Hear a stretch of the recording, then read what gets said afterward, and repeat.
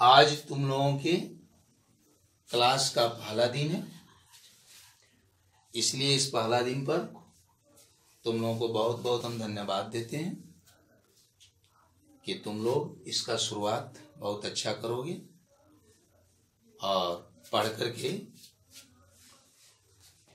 बहुत अच्छा स्थान अपने अपने वर्ग में लाओगे।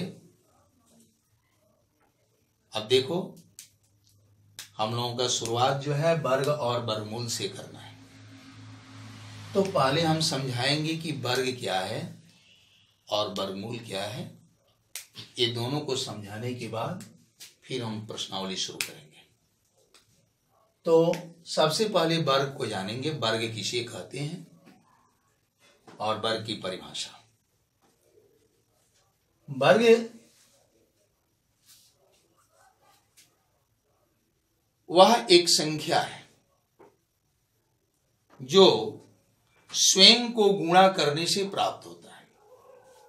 यानी हम इसे ऐसे समझेंगे, किसी पूर्ण संख्या को उसी संख्या से गुणा करते हैं और गुणा करने पर जो संख्या प्राप्त होती है उसी संख्या को हम उस संख्या का वर्ग कहते हैं।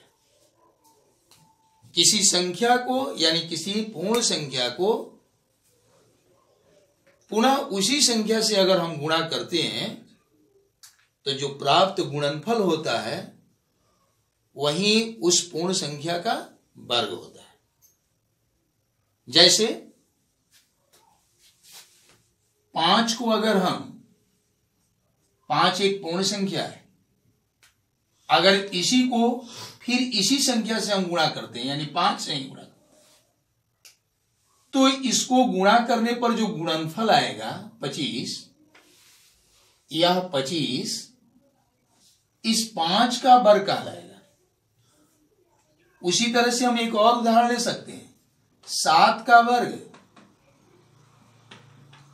7 का वर्ग यानी 7 का वर्ग अगर निकालना है तो 7 में फिर 7 से ही गुणा करेंगे यानी 7 को फिर उसी संख्या से गुणा करेंगे यानी 7 से ही गुणा करेंगे और गुणनफल जो प्राप्त होगा 49, यह 49 इस 7 का वर्ग होगा। इस तरह से हम कहते हैं कि किसी पूर्ण संख्या का वर्ग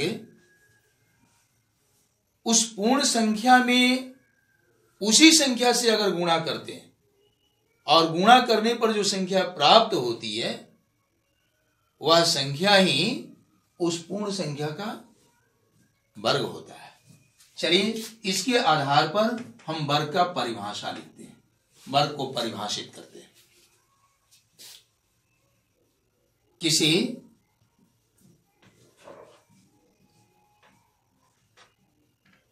पूर्ण संख्या को उसी संख्या से गुणा करने पर, संख्या से गुणा करने पर प्राप्त गुणनफल उस पूर्ण संख्या का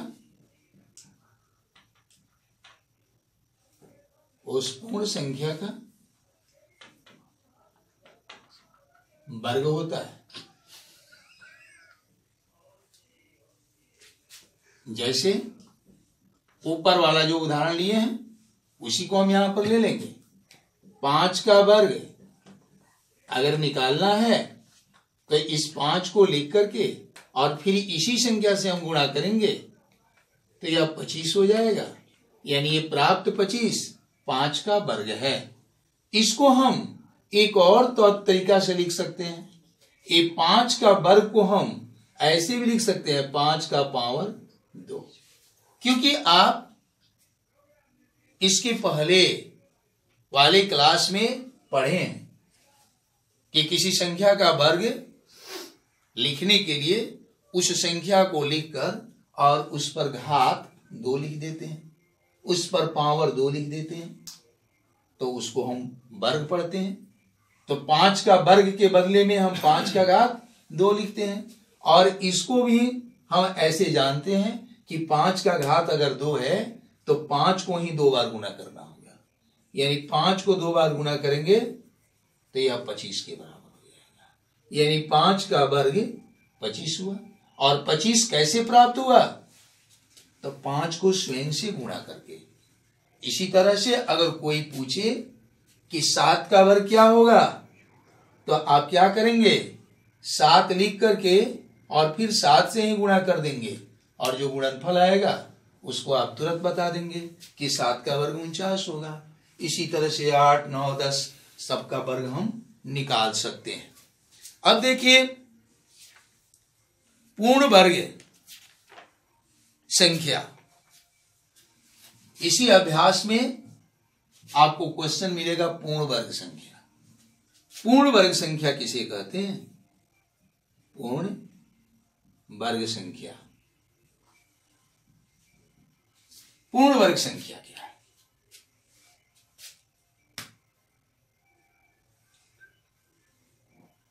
तो पूर्ण वर्ग संख्या उस संख्या को कहते हैं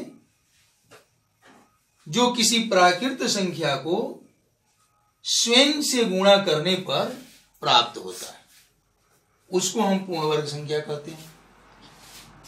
यानी वे प्राकृत संख्याएं जो किसी पूर्ण संख्या को स्वयं से गुणा करने पर प्राप्त होता हो, पूर्ण वर्ग संख्याएं कहलाती है। इसको चलिए देखते हैं हम। वे प्राकृत संख्याएं जो किसी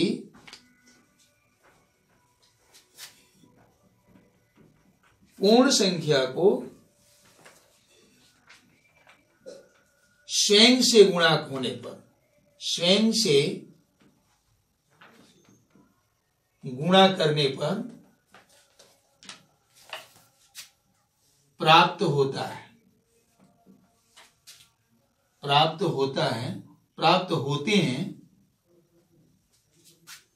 पूर्ण वर्ग संख्याएं कहलाती हैं। पूर्ण वर्ग संख्याएं कहलाती है। जैसे 25 को देखिए, 25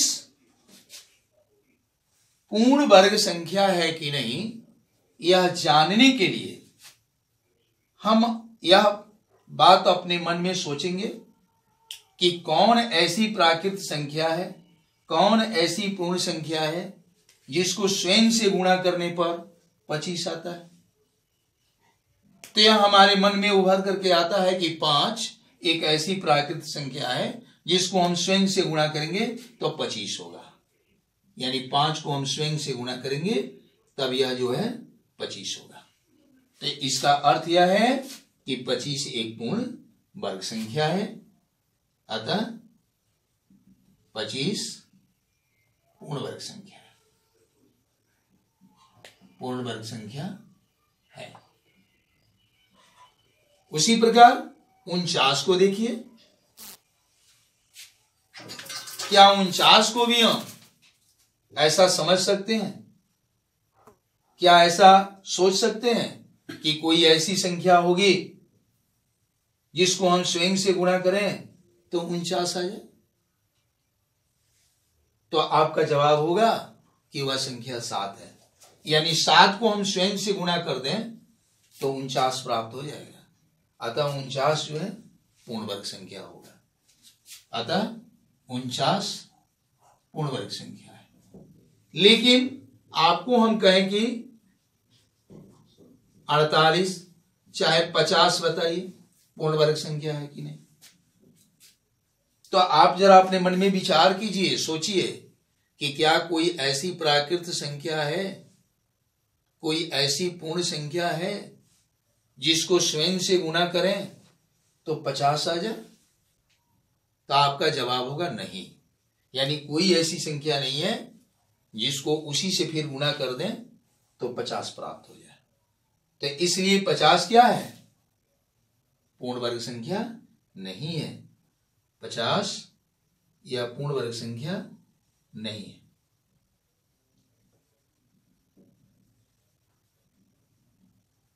नहीं है।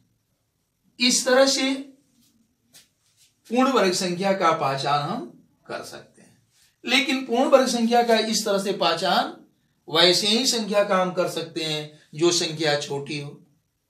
लेकिन अगर 3 अंक 4 अंक की कोई संख्या दे दी जाए और तब कहा जाए कि आप बताइए यह पूर्ण वर्ग संख्या है कि नहीं, तो उसके लिए हमें अभाज्य गुणनखंड की सहारा लेना होता है। किस चीज की सहारा लेना होता है? अभाज्य गुणनखंड की। जैसे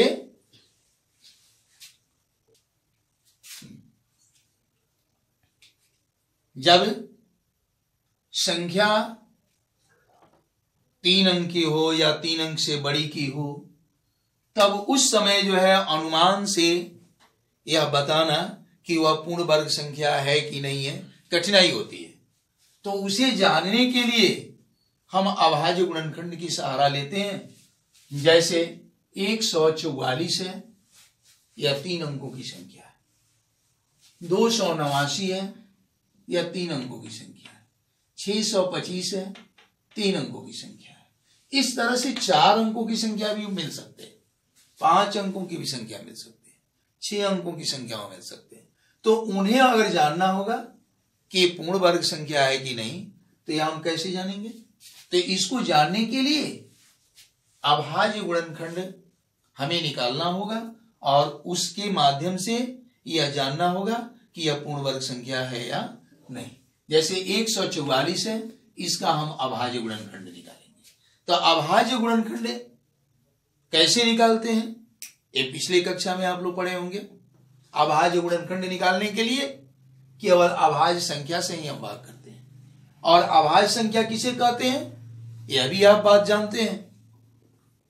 जो संख्या एक और स्वयं से विभाजित हो, बाकी किसी दूसरी संख्या से विभाजित नहीं हो, वह अभाज्य संख्या कहलाती है। तो हम वैसे अभाज्य संख्या की यहां चुनाव करेंगे जिससे 144 पूर्णतः विभाजित हो। तो वह अभाज्य संख्या 2 हो सकता है। 2 से अगर हम भाग करते हैं तो 2 सत्ते 14 और 2 दूना 4 यानी 72 हो जाएगा। फिर हम 2 से भाग करेंगे तो 36 हो जाएगा। फिर 2 से भाग करेंगे 18 हो जाएगा। 2 से भाग करेंगे 9 हो जाएगा। अब इस 9 में अभाज्य संख्या 3 से भाग करेंगे, 3 त्रिका 9। जब अभाज्य संख्या नीचे आ जाए तब भाग करने का जो क्रम है उसे हम बंद कर देते हैं, रोक देते हैं और तब इसे गुणनखंड के रूप में लिखते हैं।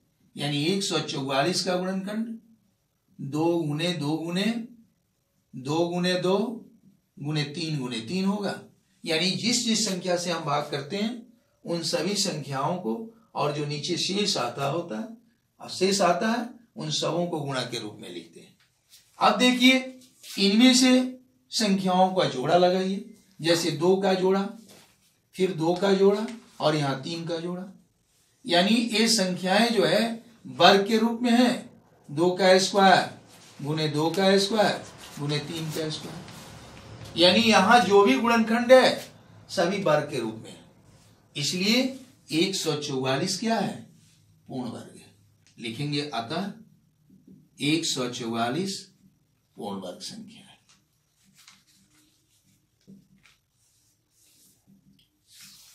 अगर गुणनखंड किए गए संख्याओं का पूर्ण रूप से वर्ग नहीं बन रहा है तब हम लिखेंगे कि वह संख्या पूर्ण वर्ग संख्या नहीं है। इस तरह से बड़ा से बड़ा, बड़ी से बड़ी 3 अंक की संख्या हो, 4 अंक की संख्या हो, कितना हो अंक की संख्या हो, उसका अभाज्य गुणनखंड निकाल करके और हम पहचान कर सकते हैं कि वह पूर्ण वर्ग संख्या है या नहीं। चलिए अब जो है इसके बाद हम अभ्यास पर पहुंचते हैं, प्रश्नावली पर पहुंचते हैं और इसमें से आपको कुछ क्वेश्चन समझाते हैं जो घर से आप घर पर अपना